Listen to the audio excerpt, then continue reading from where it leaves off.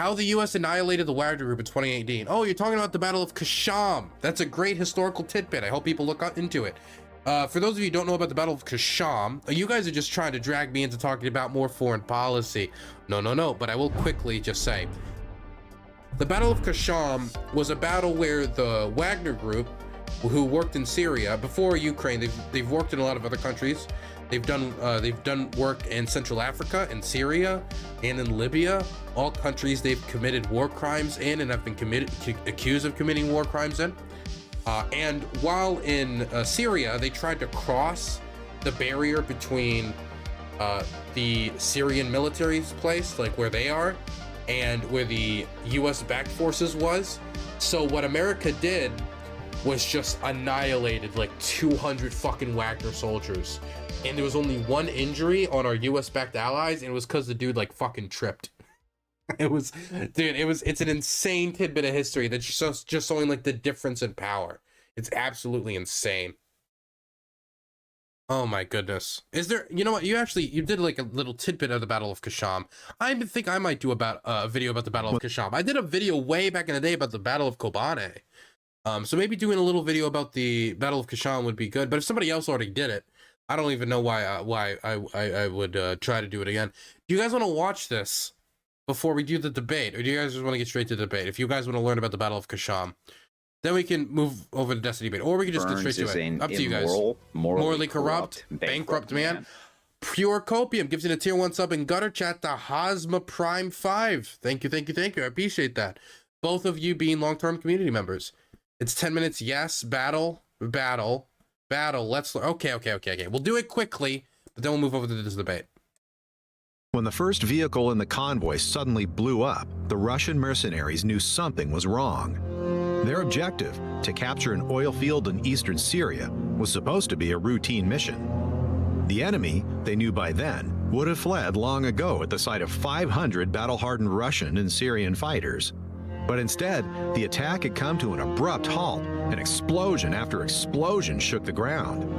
It wasn't long before AC-130 gunships, Predator drones, Apache helicopters, and fighter jets were circling over the battlefield, pounding the attackers from every imaginable angle. What the Russian forces didn't know was that the oil field was not defended by any fighters, but by American Special Operations Forces, supported by the most powerful air force in the world. And so, within a few minutes, the routine mission turned into hell on earth and into one of the deadliest engagements for the notorious Russian mercenary group Wagner. To stop the rapid advance of the self-proclaimed Islamic State, the U.S. had deployed troops in Syria since 2014. They supported the so-called Syrian Democratic Forces, or SDF. A year later, Russia also intervened in the fight against ISIS, but on the side of Assad's Syrian government forces. The SDF and the Syrian army were never seen as allies, but in keeping with the saying, "the enemy of my enemy is my friend," both parties at least mostly avoided each other. After years of fighting, both armies managed to drive out the terrorists, and by 2018, ISIS held only a fraction of its original bases. To prevent an unintended conflict between Russian and U.S.-supported armies, a deconfliction line was formed along the Euphrates River, which effectively bisects Syria. In addition, both parties were able to contact each other through special telephone channels that were kept clear at any time. But despite all these precautions, on February 7th, just a few miles from the Euphrates River, the first deadly clash between Russians and Americans since the Cold War occurred. Late in the evening of February 7th, 2018, 500 Russian and Syrian fighters attacked an SDF military base. The base was located about 5 miles east of the Euphrates River and controlled one of the country's main oil fields. Thus, like most oil fields, the area... What a stupid move. They're like, hey, not only are we going to attack a U.S. ally, we're going to attack a U.S. ally protecting an oil field. What did they think was going to happen? We would defend an oil field stronger than we would defend like a child hospital, okay? It's a fucking oil... Yeah, smart move, Wagner, bunch of morons.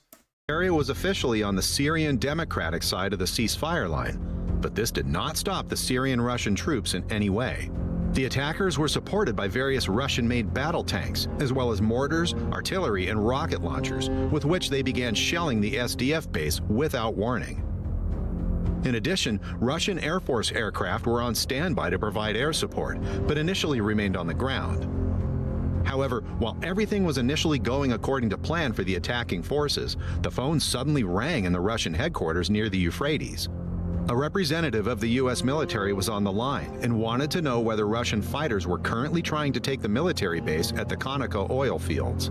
Here, not only the Syrian Democratic Forces were under heavy artillery fire, but also their allies, American Green Berets, Army Rangers, Marines, and various support units.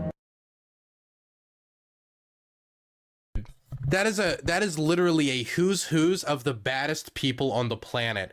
Green Berets, special, they literally they couldn't have named better killers on the entire world. Like they named, like, this would be like, so on the other side, so on one side you had a coughing baby, and on the other side you had Goku, Doctor Strange, fucking Thanos, God, like oh my God, what a fucking dumb move.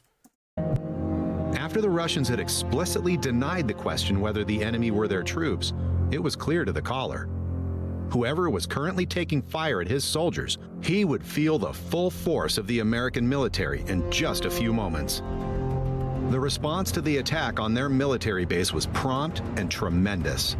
Even before the Russian convoy reached its starting position for the attack, the first and last vehicles were taken out in a classic ambush maneuver, trapping the forces in the middle.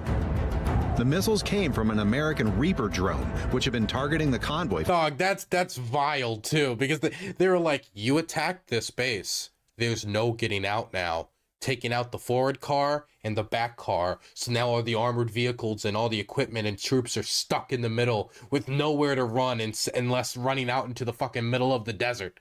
Oh my God. They were like, you chose this decision. You said you were, this is like, you ordered all this meal. You're going to eat it now. You're going to eat all of it, and you're not leaving until you finish eating this meal of American M77 howitzer shells and Predator drone strikes. For some time. However, to the Russian Wagner mercenaries on the ground, the drone was invisible, and they had a hard time understanding where the fire suddenly came from. It didn't take long for more shells to hit, spreading chaos on the battlefield. American artillery and HIMARS rocket launchers engaged the convoy, inflicting numerous casualties. While the Russian forces were still trying to realize what was happening, 4 Apache helicopters appeared on the horizon. Although the gunships were several miles away, no one could hide from their precise infrared optics. The laser-guided Hellfire missiles found their target in the Russian battle tanks, while the 30mm cannon forced the enemy infantry to withdraw. Few of them were able to escape the explosive shells, and a Russian survivor later reported that they suffered about 200 casualties within the first few minutes, almost half of the entire attack force. The reports that are on TV about, well, you know, about Syria and the 25 people that are wounded there from the Syrian army, and, well, to make it short, we've had our kicked. So one squadron lost 200 people. Right away, another one lost 10 people. And I don't know about the third squadron, but it got torn up pretty badly too. So 3 squadrons took a beating. The Yankees attacked. First, they blasted the out of us by artillery, and then they took 4 helicopters up and pushed us in a merry-go-round with heavy caliber machine guns. They were all shelling the holy out of it, and our guys didn't have anything besides the assault rifles. Nothing at all, not even mentioning shoulder-fired SAMs or anything like that. So they tore us to pieces for sure, put us through hell. And the Yankees knew for sure that the Russians were coming, that it was us, Russians. Our guys were coming to commandeer an oil refinery, and the Yankees were holding it. We got our beat rough. My men called me. They're there drinking now. Many have gone missing. It's a total It sucks. Another takedown. While AC-130 gunships circled over the battlefield, I should not be taking this much joy out of this, but just knowing how much atrocities were committed by Wagner, it's like, it's very hard for me not to just be like, on one level, I'm having this reaction because I'm just like amazed at the sheer audacity of what they did. And this is like a really like a moment of what's the saying? Oh yeah, fuck around and find out. They decided to attack a U.S. ally and an oil refinery at that, guarded by U.S. Army Rangers, Special Forces, and all this other stuff. And then they got I mean, they got what should have been expected out of that, where America was not going to have the headline on TV, American soldier dies in Syria. Instead, it was going to be 300 to 400 Russian soldiers die in Syria. They were much more comfortable with the second headline than the first headline. And so then they tore them apart.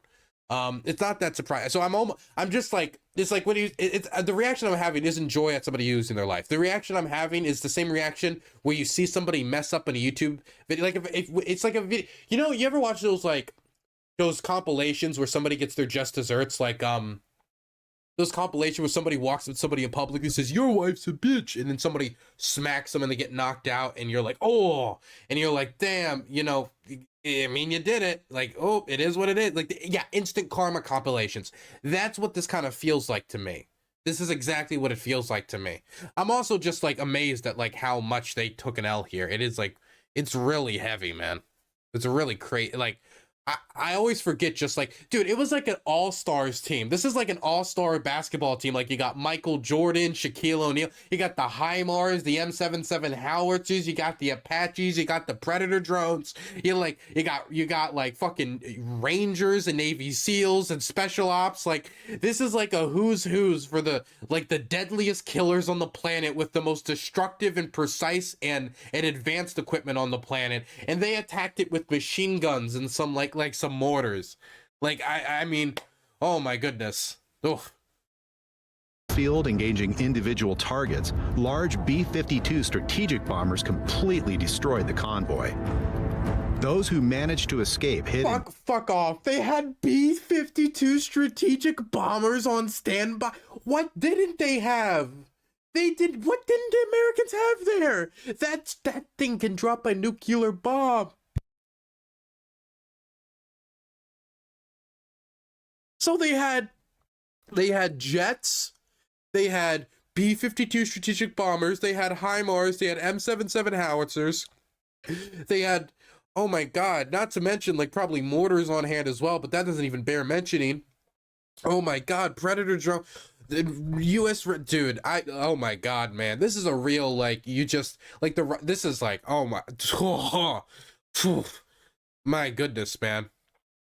Man, this is really a fuck around and find out moment. Oh my god. And the Apaches! Oh my god.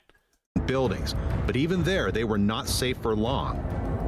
Late into the night. Dog, they ran into the fucking, imagine, like, okay, you're a Russian soldier, and like, first off, the artillery hits your front car and your back car, and then you see all the boys around you start getting peppered by drone strikes, peppered by artillery, peppered by HIMARS strikes. You see Apache helicopters come over and going, and you get like, you lost 200 or 300 of your buddies. You're down on the floor and you're like panicking and you're like, is it over? Is it over? And then you hear as a fucking B-52 strategic bomber goes over you. Like, dude, this is like, this is hell on earth, man. This is hell on earth. Strategic bombers completely destroyed the convoy. Those who managed to escape hid in buildings, but even there, they were not safe for long.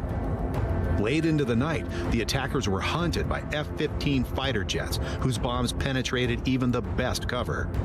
The new fifth-generation air superiority fighter F-22 Raptor was also used, but for the soldiers on the ground, it no longer made any difference who was pounding them. The Russian contractors.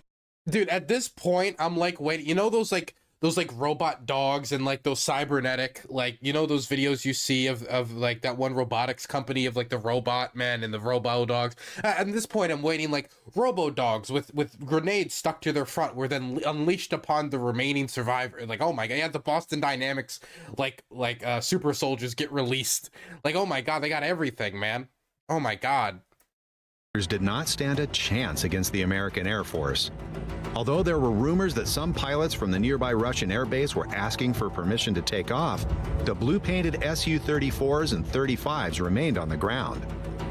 The attackers' casualties were so heavy that in the middle of the battle, one of the Russian commanders called in and asked for a ceasefire, indicating that Russian military was in contact with the attacking fighters after all.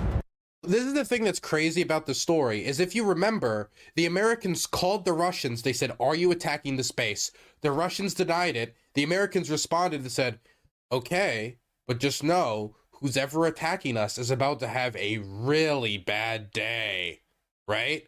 And then later they call back and they call for a ceasefire, basically admitting through calling for a ceasefire that they got beat so bad that in less than 24 hours they had to go back on their lie to ask for a ceasefire.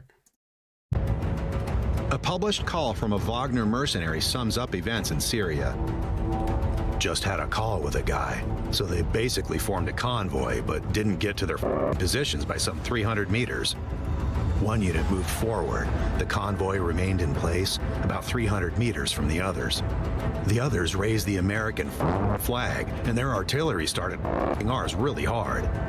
Then their choppers flew in and started. Dude, I could imagine when you're getting close to the position, like, oh, I'm about to just fight the SDF, and then you see an American flag get raised. I can just imagine like all of those Wagner boys just like fucking going pale as they just like oh my god, like I couldn't dude, this is such a I remembered some of the details of the Battle of Kasham.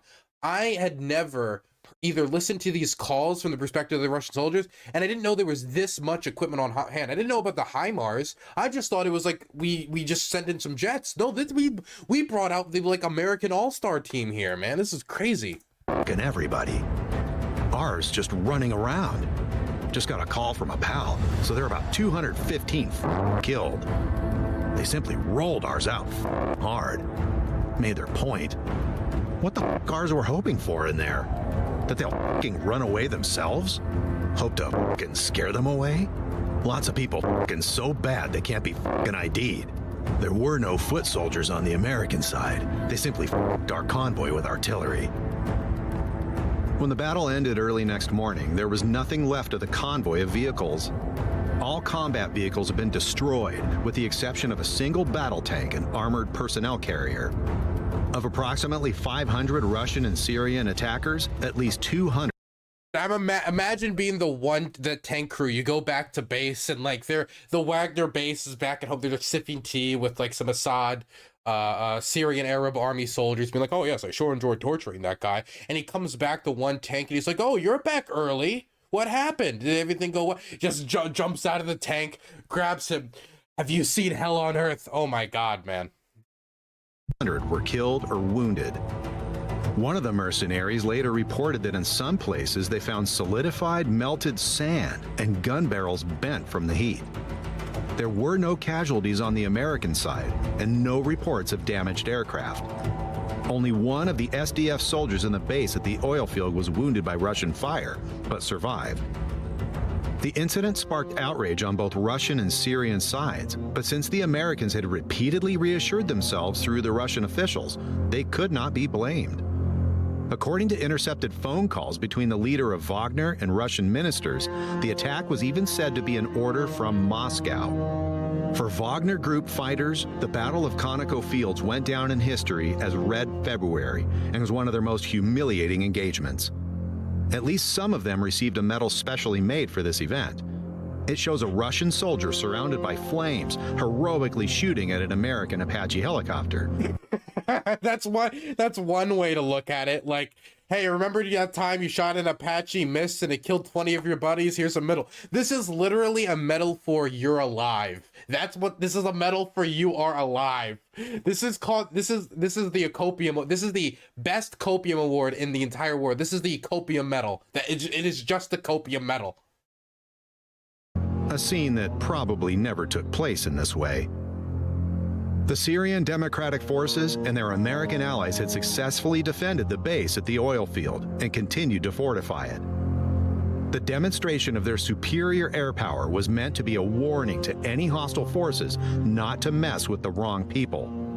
Interestingly, when Syrian and Russian fighters gathered in the area again about a month later, the Americans once more contacted the Russian commander in charge. This time, it was not long after the end of the phone call that the entire Russian-Syrian fighting force hastily withdrew. For those who made it this far, thanks for watching. There is one thing I'm curious about. If it is true that Moscow made the order to commence the Battle of Kasham, why? They must have had some idea that there were Americans at the base or some idea. I wonder if it was just like a test of American will or might or something, or a test of our commitment to our ally. Who knows what it was? I mean, they're obviously not going to tell us. All we can do is speculate. But I wonder why they even attacked it anyway. Maybe it was just for the oil to help finance the Russian government. Maybe they thought they could grab some oil fields, get some money for the Syrian government. Either way, did not go their way, did it? Oof, my goodness. They probably thought the U.S. would retreat. Why the fuck would they retreat? It doesn't even make any sense. We got all that equipment on standby. We can obliterate anything walking towards us. Hey, man, the they-them army strikes again. Oof.